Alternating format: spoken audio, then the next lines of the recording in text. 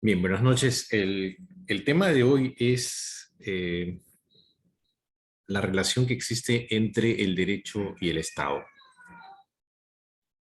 Eh, Vamos a tratar de desarrollar el tema de la mejor manera para que después podamos conversar sobre este tema, en donde estaríamos terminando además esta primera unidad del curso.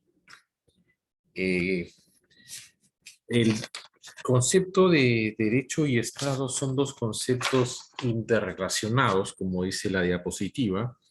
Al Estado se le percibe a través del ordenamiento jurídico. El Estado es una ficción, es una abstracción, pero se lo puede percibir a través de las normas jurídicas que lo dicta el propio Estado. Por otro lado, al derecho se le concibe como el ordenamiento creado por el Estado. En un sistema de derecho escrito, que es el sistema al que pertenece el Perú, nuestra patria, eh, el derecho, sobre todo el derecho occidental, o sea, dejando de lado el tema de las comunidades originarias que hay en el Perú y que se reconoce en la Constitución. El derecho siempre es un ordenamiento, es un conjunto de mandatos creado por el Estado. Entonces, cuando escuchamos hablar del Estado, de manera inmediata la relacionamos con el derecho, pues al Estado se le percibe, como les decía, a través de un ordenamiento jurídico, de un sistema jurídico. Y lo mismo sucede cuando oímos hablar de derecho. Estamos pensando en el ordenamiento creado por el Estado. Es decir, el Estado es el principal creador de normas jurídicas. Sin embargo, esta interrelación no ha sido del todo clara en el mundo antiguo porque el concepto de Estado es un concepto moderno y porque al principio el derecho siempre ha estado relacionado al concepto de sociedad, pero no al de el Estado. Ya hemos visto la relación íntima que hay entre el derecho y la sociedad. El Estado, tal como lo concebimos modernamente, es una creación que no pasa de 300 o 400 años. Es una idea que se forja en el siglo XVII, en el siglo XVIII. Antiguamente, el concepto, el Estado, no estuvo de alguna manera concebida como lo concebimos en el mundo moderno. Entonces, eso es una cuestión que debe quedar claro para todos ustedes, de que estos dos conceptos están interrelacionados.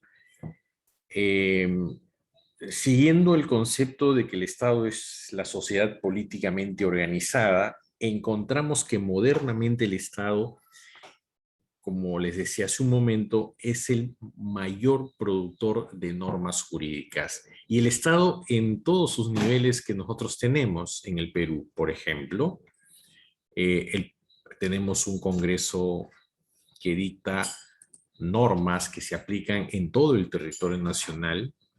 Todas las normas dictadas por el Congreso son normas creadas para aplicarse en todo el territorio, pero el Estado no solamente es el Estado central, sino también tenemos el Estado a nivel de regiones y a nivel local.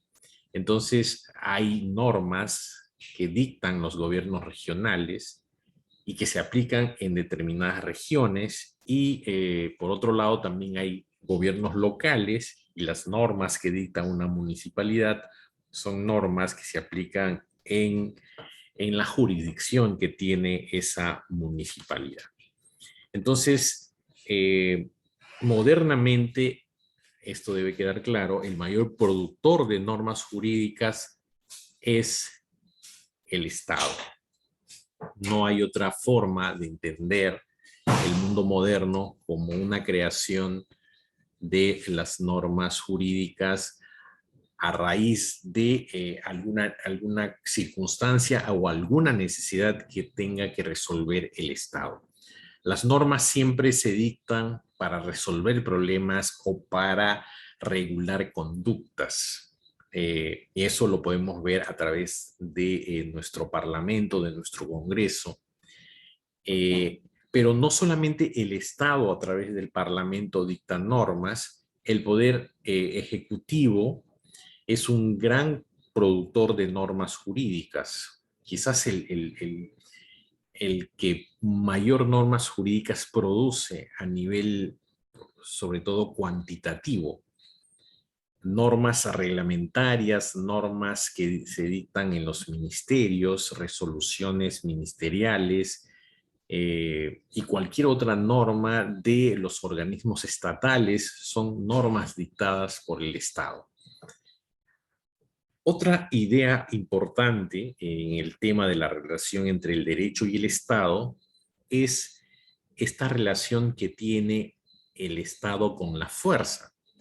Una norma jurídica se dicta para que sea cumplida. Una norma jurídica es una norma que regula conductas, que puede permitir o puede prohibir ciertos hechos que realizamos las personas. Las normas se dictan para que se cumplan. El incumplimiento de una norma jurídica genera que aparezca la relación que hay entre la fuerza y las normas jurídicas. Es decir, siempre una norma dictada por el Estado tiene el apoyo de la fuerza pública. Una norma es un mandato de que a cierto supuesto debe seguir lógicamente una consecuencia y siempre tiene el apoyo del Estado, de la fuerza del Estado.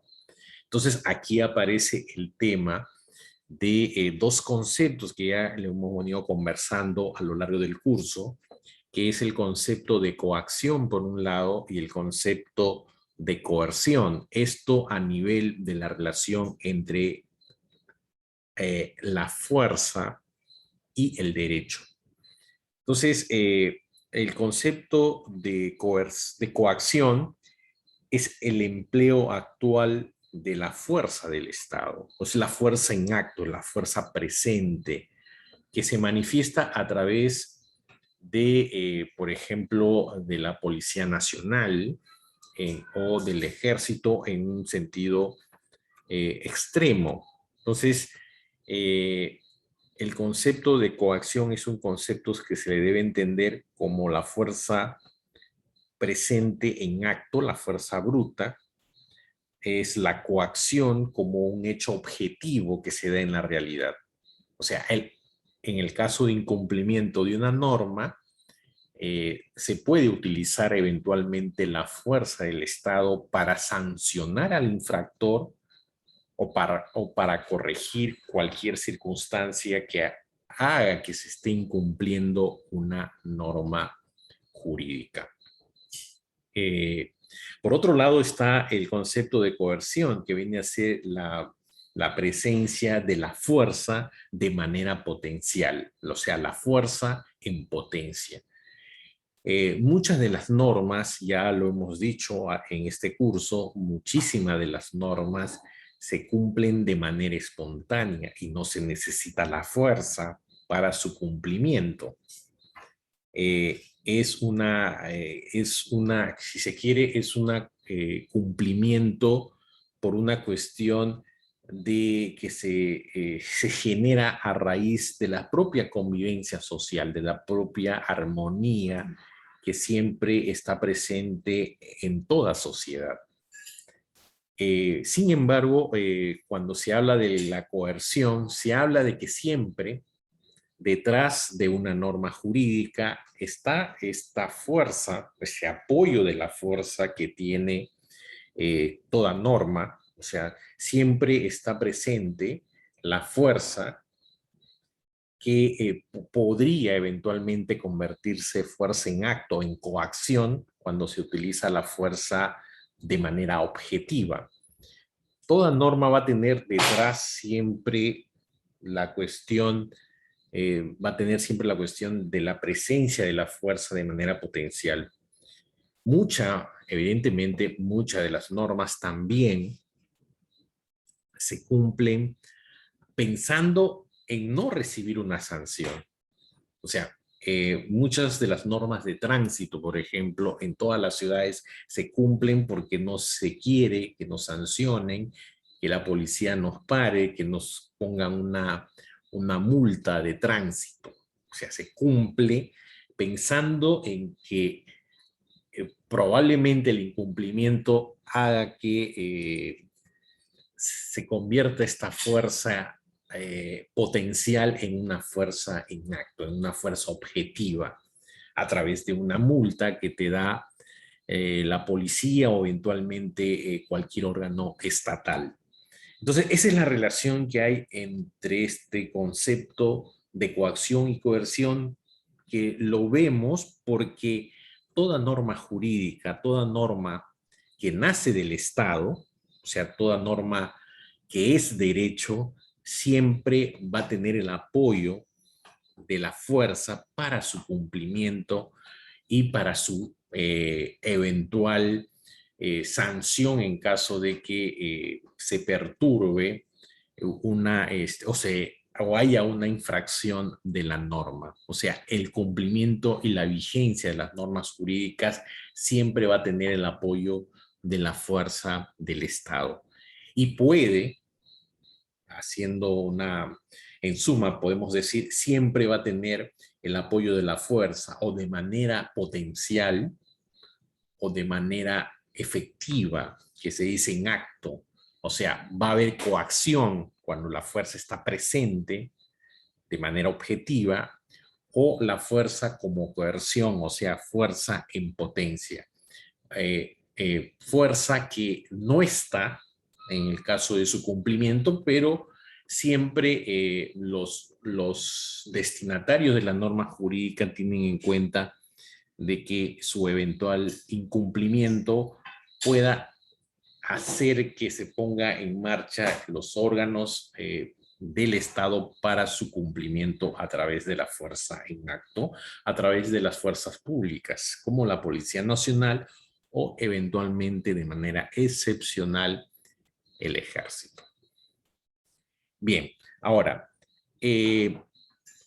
¿cómo se manifiesta el poder del Estado? Habíamos dicho que el Estado es el mayor productor de normas y el Estado, de alguna manera, ejerce el poder.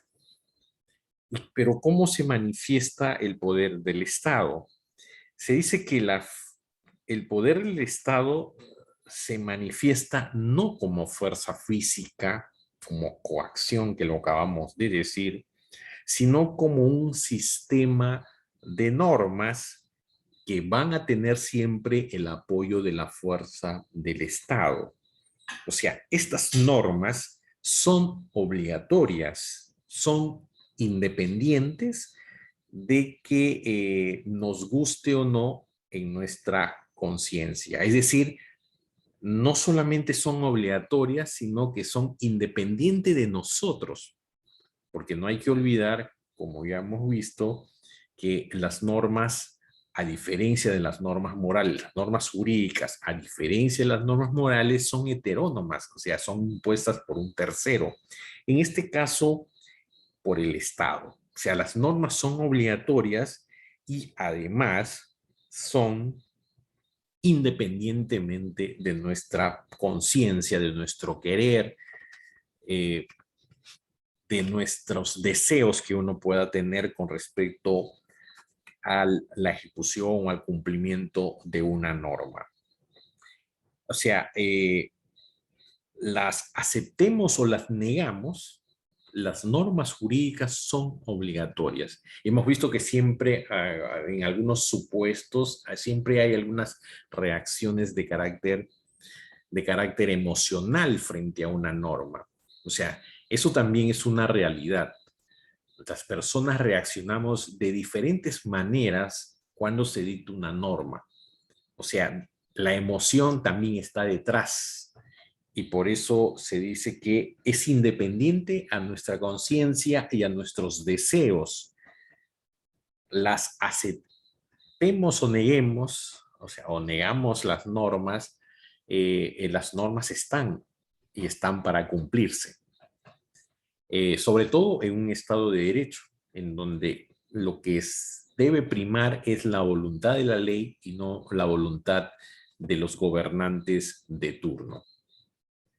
Entonces, el poder del Estado se manifiesta como un sistema de normas jurídicas.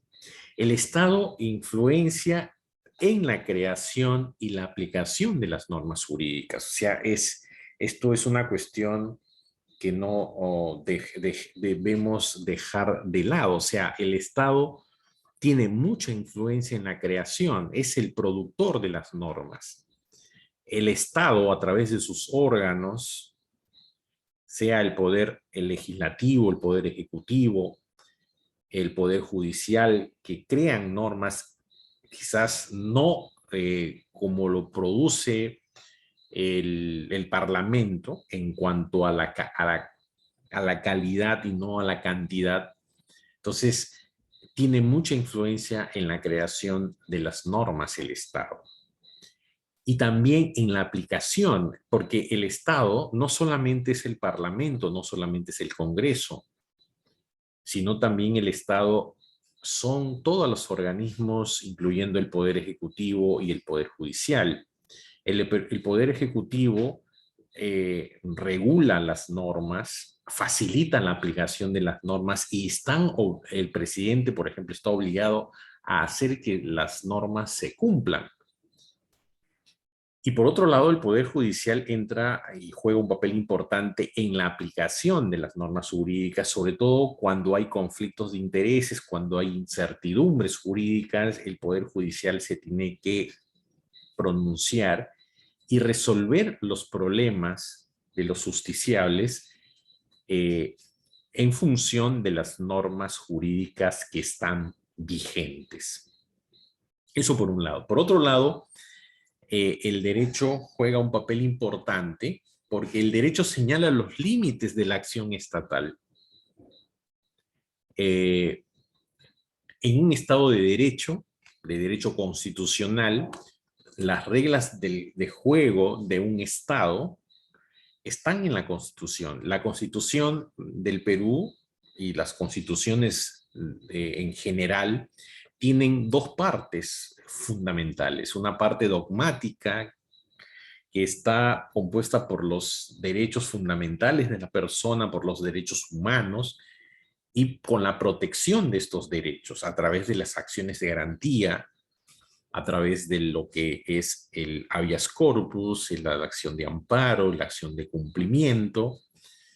El Estado, la Constitución regula estos temas, o sea, primero el reconocimiento de los derechos de las personas, los derechos fundamentales, y por otro lado la protección, los mecanismos de protección. Esa es la parte dogmática. Y por otro lado está la parte orgánica, la parte estructural o sea, que está en la Constitución, que es el funcionamiento del Estado.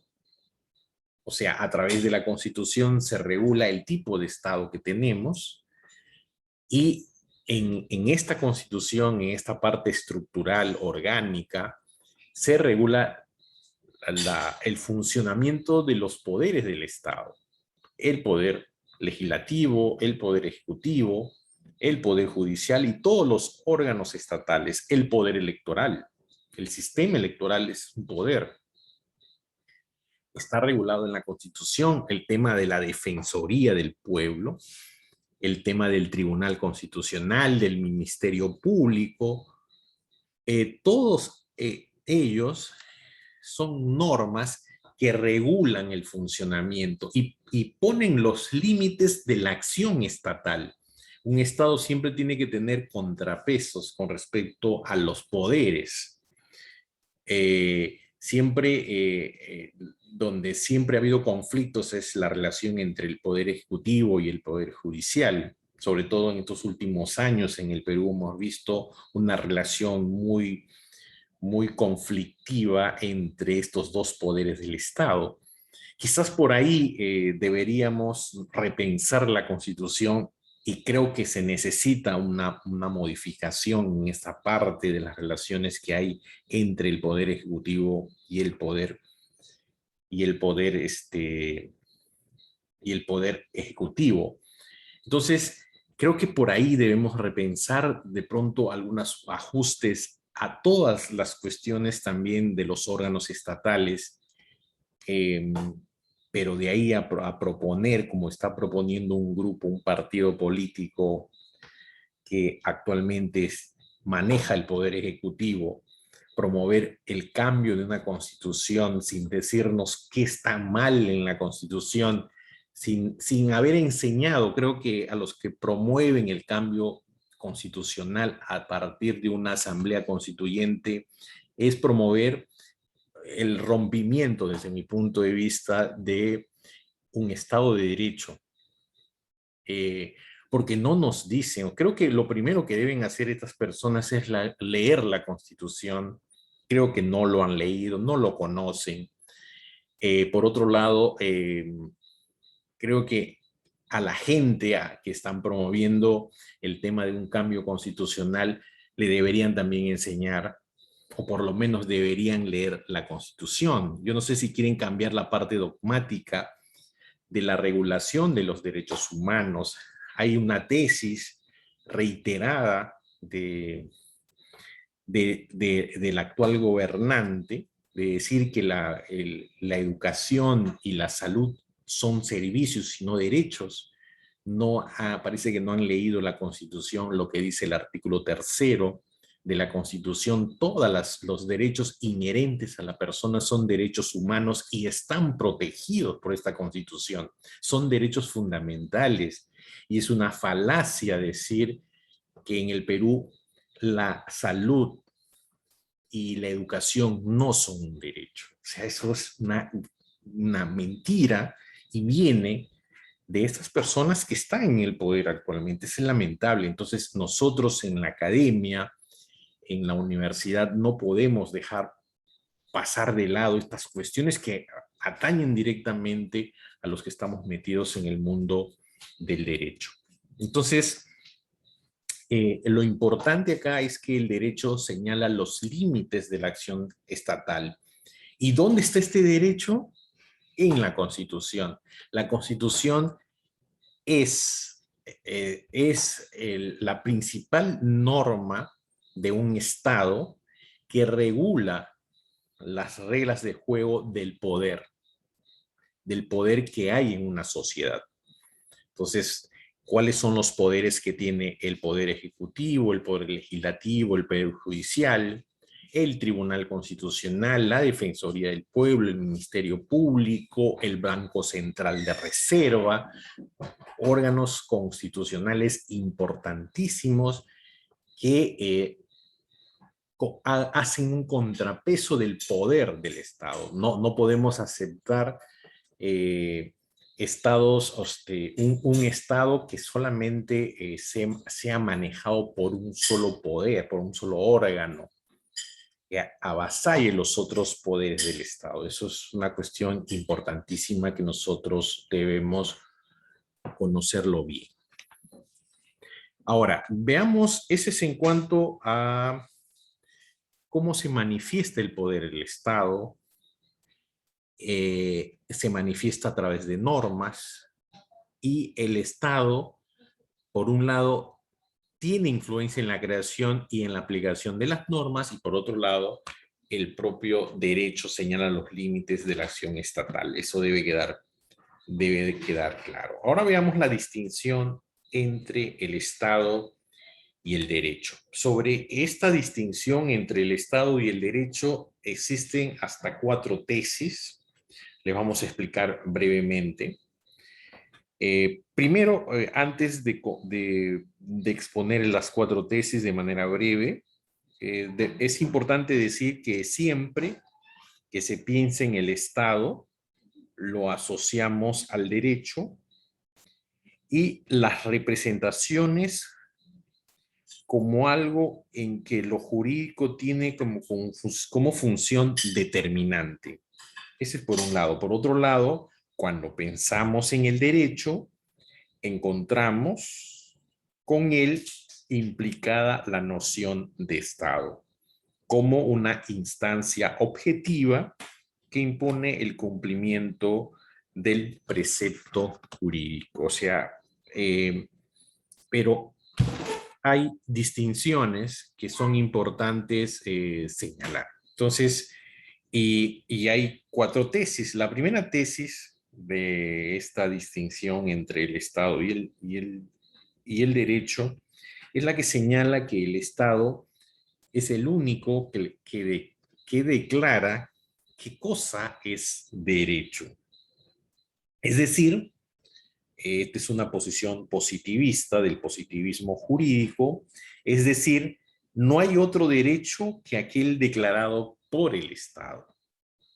Claro, en un país pluricultural y un país donde existe pueblos originarios, evidentemente el derecho que declara el Estado, el derecho que reconoce el Estado a los pueblos originarios está en la Constitución. O sea, los pueblos originarios, de acuerdo al ordenamiento jurídico, tienen territorios y en esos territorios hay un derecho consuetudinario, pero este derecho consuetudinario tiene el respaldo constitucional.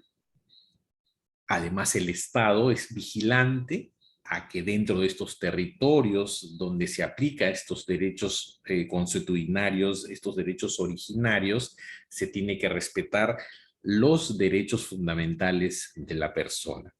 Entonces, no solamente el Estado es el único que declara cuál es el derecho que se aplica en todo el territorio nacional, sino que reconoce también que mucha producción, o sea, el derecho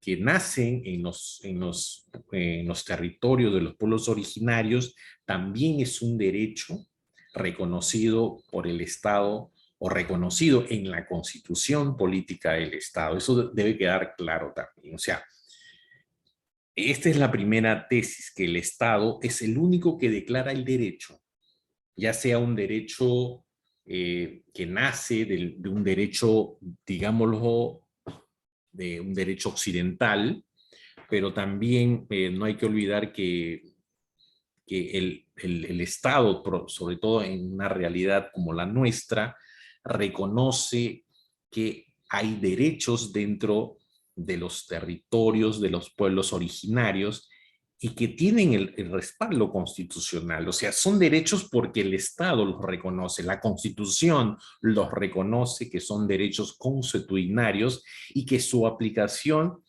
debe hacerse con respecto a los derechos humanos y dentro de ese territorio. Solamente para aclarar ese punto. Por otro lado, la otra tesis es la tesis kelseniana, en el sentido de que el Estado es puro derecho. O sea, no se puede entender el Estado sino como un sistema de normas. Eso es lo que dice Kelsen, parafraseando la tesis kelseniana. Eh, el Estado es un sistema de normas. El Estado es derecho, y ya vamos a ver luego. O sea, no hay ninguna distinción entre el Estado y el derecho, es lo mismo para Kelsen. Como segunda. La tercera tesis tiene que ver con la existencia, se dice que existen normas jurídicas que son anteriores y superiores al Estado. Es la posición justnaturalista. Para la posición justnaturalista se señala que existen normas independientes del Estado. Y hemos visto, al menos el Estado moderno, no pasa de 300, 400 años en todo el mundo, como lo entendemos al Estado moderno. antes de que existan las constituciones, sobre todo escritas a partir de la Constitución de los Estados Unidos, de Norteamérica, y luego que se expandió por todo el mundo, eh, los derechos existían. Y a partir de la dación de estas constituciones, hay esta parte que ya les he explicado, de esta parte dogmática y la parte estructural.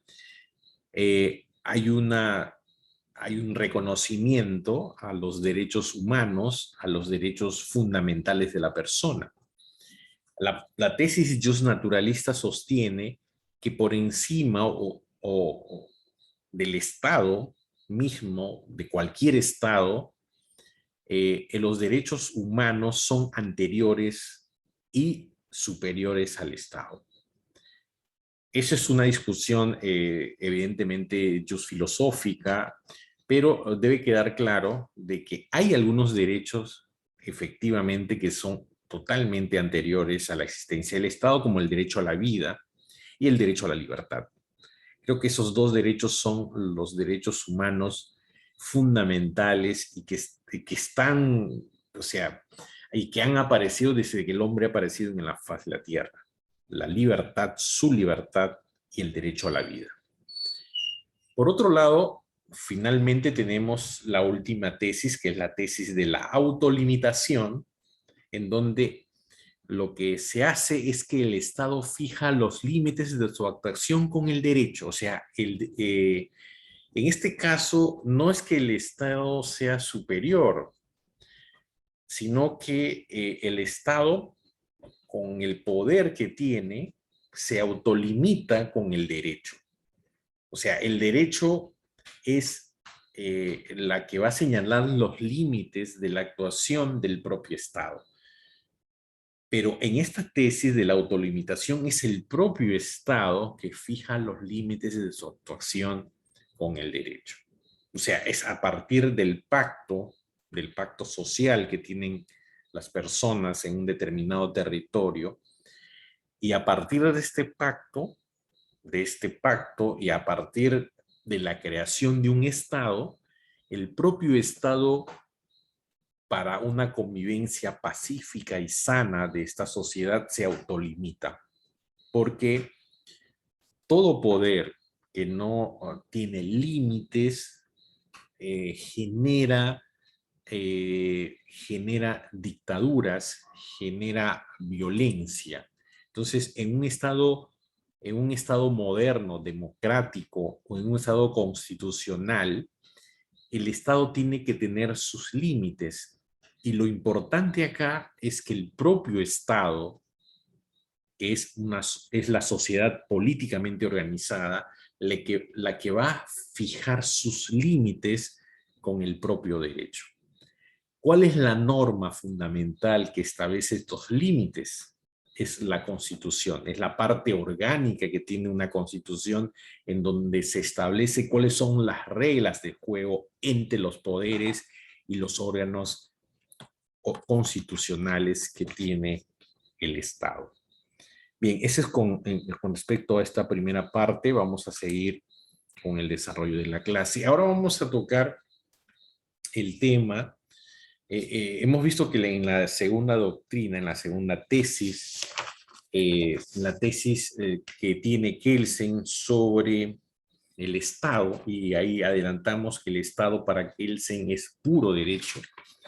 Entonces, ¿qué dice Kelsen sobre esto? Kelsen dice que el Estado es un sistema de reglas, un ordenamiento normativo aplicable a un grupo humano sobre un territorio determinado. O sea, el Estado es derecho, el Estado es un sistema de reglas. Por eso, para Kelsen, la discusión de cuál es superior, cuál es primero, o cuál es segundo, cuál está por encima de otro, no tiene sentido, dice Kelsen, porque el Estado es un sistema de normas. El Estado es derecho, en otras palabras.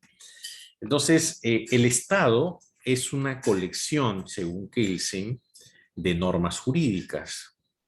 Evidentemente, todo sistema jurídico, o sea, un Estado, no, un Estado es una creación, es una ficción, y es un sistema de normas, y creo que en eso tiene razón Kelsen, y por eso creo que es admisible o se admite que se reconozca que efectivamente el Estado es una colección de normas o un sistema de normas jurídicas. Por otro lado, derecho y Estado son lo mismo.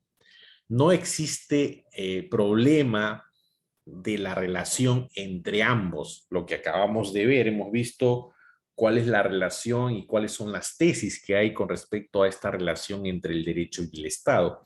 Esta discusión para Kelsen es una discusión que no tiene sentido porque derecho y Estado son lo mismo. O el Estado es un sistema de normas. O sea, no hay preexistencia de uno sobre el otro, o sea, no hay existencia del derecho o del Estado por un lado, preexistencia, o sea, no hay que primero aparece el derecho o el Estado, es lo mismo según Kelsen. Quizás en la evolución del propio derecho hace que en algún momento tengamos un sistema de normas y que se reconozca como el Estado moderno que actualmente conocemos. Pero efectivamente es cierto que el Estado moderno, como lo entendemos y como lo concebimos ahora, no es otra cosa que un sistema de normas.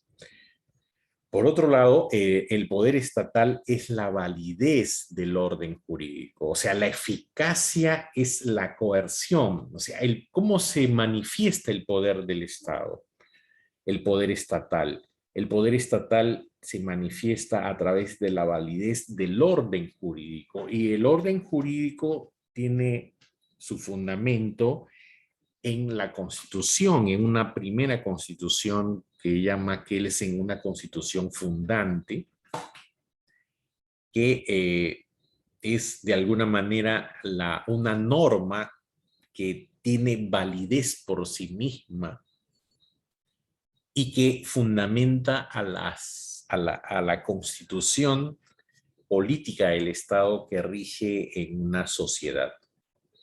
Entonces, el poder estatal es la validez del orden jurídico y la validez del orden jurídico le da esta norma fundante, según Kelsen, que no tiene, que no es en sí una norma en sentido estricto, una norma jurídica, pero Kelsen a esto lo llama una norma fundante. Y esta norma fundante es la que fundamenta todo el sistema, todo el ordenamiento jurídico.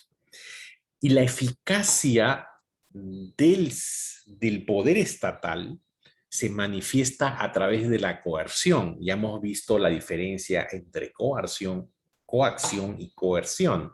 Entonces, la eficacia del poder del Estado, según Kelsen, tiene su manifestación en la coerción. La coerción, ojo, no es la fuerza bruta, no es la fuerza en acto, sino es la fuerza de manera potencial.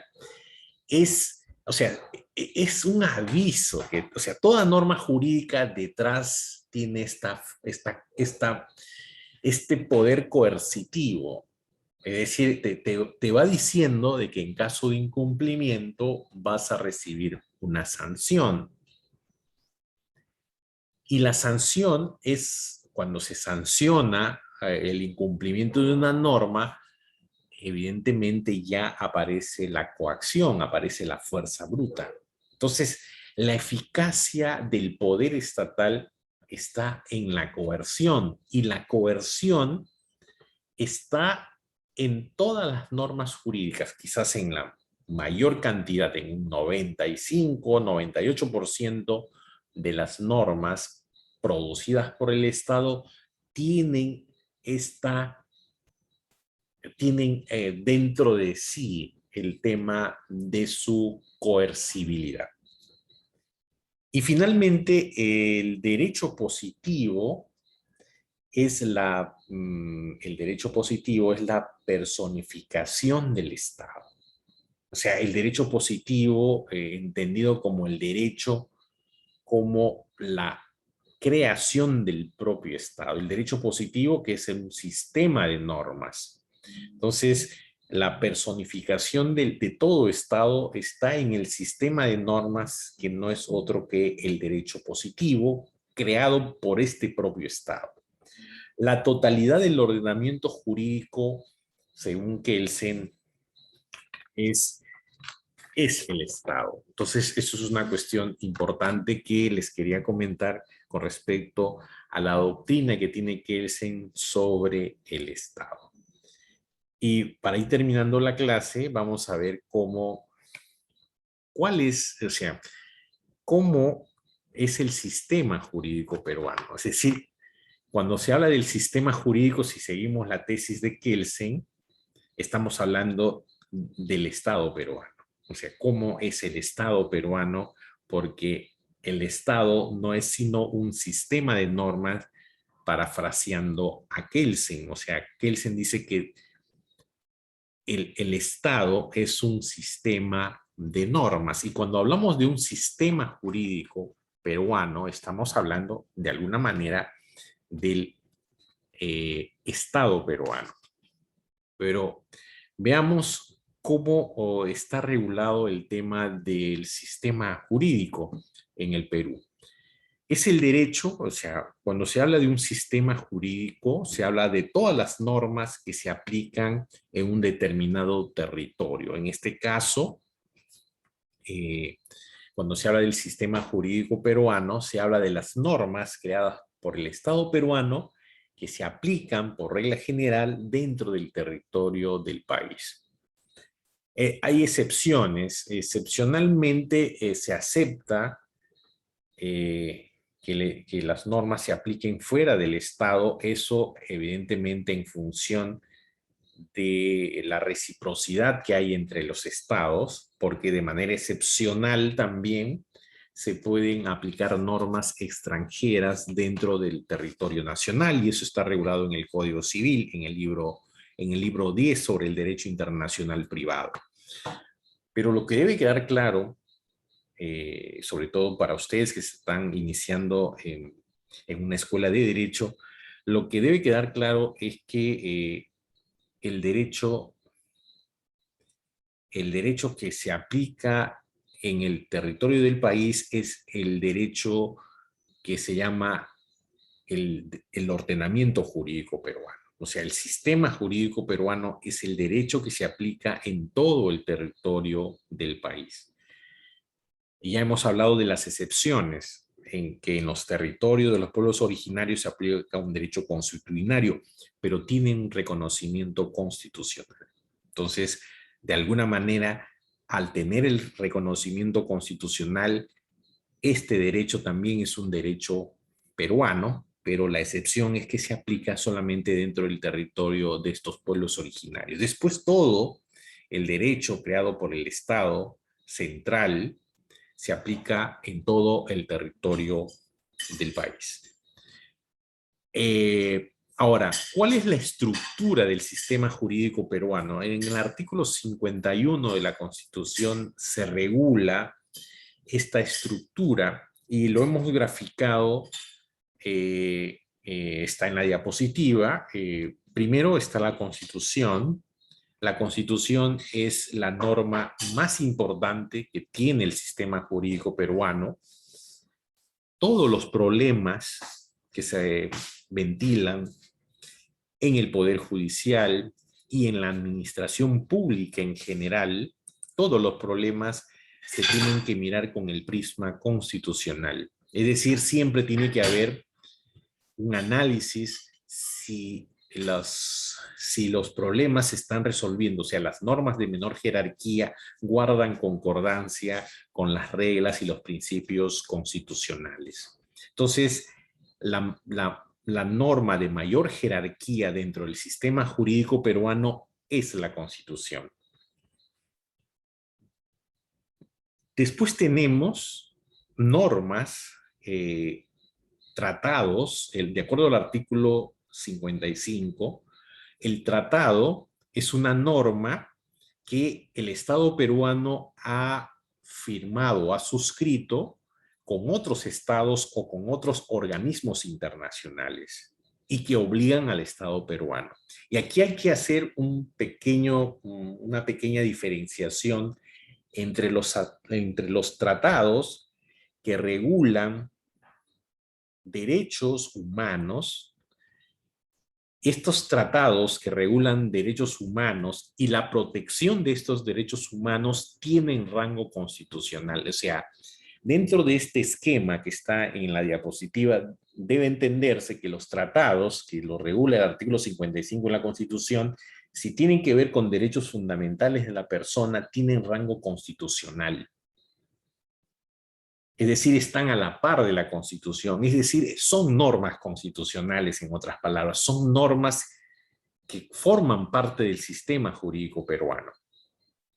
Pero hay algunos tratados que no necesariamente tienen este rango constitucional porque se trata de otras materias, como por ejemplo los tratados de comercio, de libre comercio que ha suscrito el Estado peruano, con la Unión Europea, con Estados Unidos, con la China y con muchos otros países de la región, ha suscrito tratados de libre comercio que evidentemente no tienen rango constitucional. Todo tratado que colisiona con la Constitución, en principio, o sea, todo tratado que va a suscribir el Estado, que colisione con la Constitución, tiene que haber o modificación de la Constitución o simplemente el Estado peruano no firma el tratado. Como por ejemplo el Tratado del Mar, que no ha suscrito el Perú porque colisiona con la Constitución, con la tesis de las 200 millas. Sin embargo, el Perú en el litigio, en este litigio diplomático que estuvo sobre el mar de Grau y los límites marítimos con Chile, el Estado peruano de alguna manera ha tenido, o sea, le han aplicado de alguna manera, sobre todo la Corte de la Haya, al resolver el problema, estos límites marítimos con Chile, ha aplicado el Tratado del Mar y que el Perú no ha suscrito. ¿Por qué no ha suscrito? Porque colisiona con la tesis de las 200 millas marítimas que lo tenemos desde hace muchos años en el Perú. Entonces, hay que tener mucho cuidado. Entonces, después de la Constitución están los tratados, en la medida que no sean tratados que tengan rango constitucional, sobre todo temas de derechos humanos y de protección a los derechos humanos. Después tenemos, dentro del tercer nivel de las normas, tenemos las leyes orgánicas. Las leyes orgánicas que están reguladas en el artículo 100 de la Constitución son leyes especiales que se dictan con una mayoría calificada. La ley orgánica siempre regula el funcionamiento de los organismos, regulan el funcionamiento de los organismos estatales.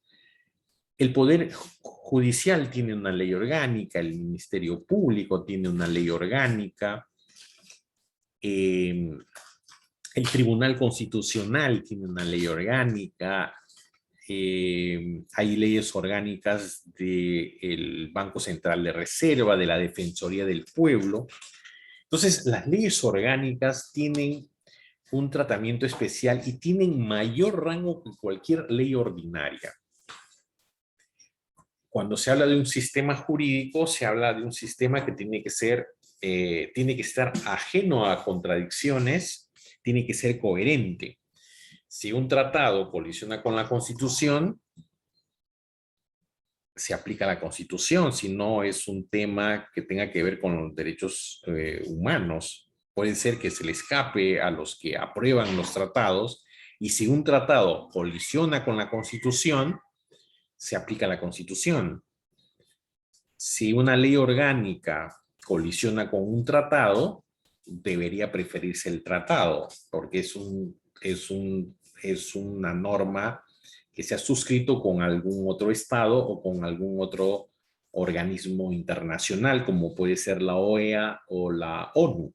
Entonces hay que tener mucho cuidado en esto. O sea, cuando hay colisión de normas, siempre se va a preferir la norma de mayor jerarquía. Eso debe quedar claro también en ustedes. Entonces, una ley orgánica que entre en colisión con una ley ordinaria que se regula en el artículo 118 de la Constitución, evidentemente la ley orgánica es una ley que tiene mayor jerarquía y se debería preferir esta ley orgánica a la ley ordinaria. Entonces tenemos constitución, tratado, leyes orgánicas y luego están las leyes ordinarias que pueden ser los decretos legislativos. Los decretos legislativos son normas que dicta el Poder Ejecutivo con anuencia o autorización que le da el Poder Legislativo. Muchas veces, cuando se trata de cuestiones muy técnicas, el Parlamento lo que hace es autorizar al Poder Ejecutivo para que dicte decretos legislativos y dicte normas sobre determinada materia y dándole un plazo determinado. Los decretos legislativos tienen rango de ley. Los decretos legislativos pueden modificar una ley ordinaria. Evidentemente, siempre hay la revisión del Parlamento de estos decretos legislativos. Si un decreto legislativo se excede en las facultades que le ha dado el Parlamento, estas normas van a ser derogadas por el Parlamento. Después también tenemos, dentro de las normas que tienen rango de ley, tenemos a los decretos de urgencia que se dan en situaciones excepcionales, en crisis económicas, en crisis que se pueden generar producto de algún problema que se da de un acontecimiento natural, un terremoto, por ejemplo, el fenómeno del Niño. Se dan cuestiones excepcionales y se dan decretos de urgencia. Usualmente tienen que ver con temas económicos. Estos decretos de urgencia, por ejemplo, ahora estamos en pandemia y se pueden dictar algunas normas, el Poder Ejecutivo puede dictar decretos de urgencia y estos decretos de urgencia que dicta el Poder Ejecutivo tienen rango de ley. Obviamente que luego son revisados por el propio Parlamento. Entonces, dentro de este rango, en cuarto lugar tenemos las leyes ordinarias, que pueden ser las leyes propiamente dichas dictadas por el Parlamento, los decretos legislativos y los decretos de urgencia que se dictan, uno con anuencia del Congreso y otro por circunstancias excepcionales previstas en la propia Constitución y que tienen rango de ley, que podrían modificar leyes ordinarias cuando se trate de cuestiones excepcionales. Pero siempre, siempre la última palabra lo va a tener el Poder Legislativo, porque estos decretos que da el Poder Ejecutivo son decretos que van a ser revisados por el Parlamento o por el Congreso. Y finalmente tenemos dentro de, al menos en este cuadro que estoy poniendo en esta diapositiva, tenemos el tema de los reglamentos, que son los decretos supremos que dicta el Poder Ejecutivo, que están regulados en el inciso 8 del artículo 118 de la Constitución. Se reglamentan. Muchas leyes se dice que tienen aplicación inmediata y otras necesitan un desarrollo a través de los reglamentos para que se puedan ejecutar. Al Poder Ejecutivo le interesa y es el primer interesado en que una norma, una ley dictada en el Parlamento se aplique y el poder Ejecutivo es el encargado de reglamentar las leyes para que estas leyes se puedan materializar y se puedan cumplir en la realidad. En el Perú, estos reglamentos se los llama decretos supremos, y los decretos supremos son decretos que son aprobados en el Ejecutivo, o sea, en el Consejo de Ministros. Llevan usualmente los decretos supremos la firma del primer ministro y la firma de todos los ministros o el ministro del sector, con la firma del presidente de la República. Y estos se llaman decretos supremos. Cuando hay una colisión entre una ley y un decreto supremo, un reglamento, se debe preferir siempre la ley. Después de estos decretos supremos están las resoluciones supremas, que son normas de menor jerarquía que dicta el Poder Ejecutivo para regular temas propios de cada sector. Hay resoluciones supremas del Ministerio de Salud, del Ministerio de Economía, del Ministerio de Trabajo, pueden dar una serie de resoluciones supremas. En este caso, siempre tiene que ir la firma del presidente. Estas resoluciones supremas van a firma del ministro del sector y del primer ministro. También, y así sucesivamente, podemos ir nosotros bajando con respecto a las normas que tienen que ver con normas de carácter regional, con normas de carácter local. No hay que olvidar que el Estado peruano, el sistema jurídico peruano, o sea, el Estado peruano tiene un poder central, un poder que un poder central que está que lo maneja el poder ejecutivo, el parlamento. Tenemos poderes regionales y tenemos poderes locales. Entonces, el Estado,